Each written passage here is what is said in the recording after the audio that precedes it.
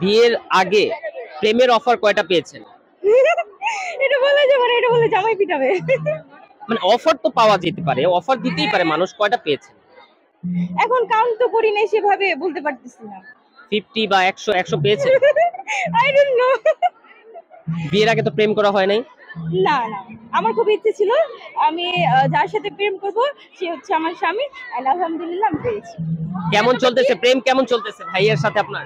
আলহামদুলিল্লাহ খুব ভালো, খুবই ভালো চলতেছে। এন্ড প্রেম করতে করতে আমাদের একটা বেবি হয়ে গেছে। প্রেম করতে করতে একটা বেবি হয়ে গেছে, ওয়াও নাইস। হ্যাঁ, আমার ইচ্ছে ছিল যেহেতু বিয়ের পর হাজবেন্ডের সাথে প্রেম করব, তো আলহামদুলিল্লাহ আমি হ্যাপি। আজকে আমাদের সাথে দর্শকরা রয়েছেন, আজকে এখানে আপনার জীবনের একটা সিক্রেট বলবেন যেটা এখনো পর্যন্ত কেউ জানে না, ভাইয়াও জানে না। না আসলে সিক্রেট তো বলা যাবে না, সিক্রেট যদি বলে দেই দুই তিনজনের বেশি জেনে যায় তাহলে তার সিক্রেটটা সিক্রেট থাকলো না, তাই না? মানে এমন একটা সিক্রেট ফ্লাশ করেন যেটা কখনোই কেউ জানে না। না, সেই সিক্রেট গুলো বলা যাবে না, তাহলে আর সিক্রেট থাকবে না।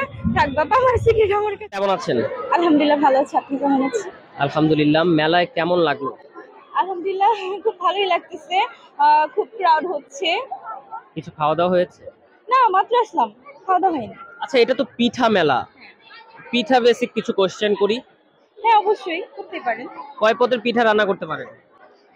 আল্লাহর রহমতে এখনো কোনো পিঠা বানাতে পারি না, বাট ইনশাআল্লাহ শিখে যাব। আচ্ছা, আমি মেলায় আসার পর অনেকের কাছ থেকে শুনলাম যে জামাই পিঠা, বউ পিঠা। এখন আমি বুঝবো কিভাবে কোনটা জামাই পিঠা বা কোনটা বউ পিঠা?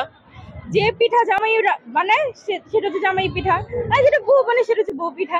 আগে আমার কাছে যেটা মনে হয়। ভাইয়া কি মানে পিঠা বানাইতে পারে? না না, ওর হাতে কোনো বানানো কোনো পিঠা খাওয়া হয়নি তো বলতে পারি না। 10টা পিঠার নাম বলেন। 10টা: পাটিসাপটা, ভাপা, চিতই, দুধপুলি, চন্দ্রপুলি, জামাই পিঠা, বউ পিঠা। কয়টা হলো? 7টা হয়েছে। 4টা। ডিম পিঠা, তারপর আর মনে আসতেছে না। আচ্ছা, 8টা পেরেছেন, ভালো, গুড, ভেরি গুড।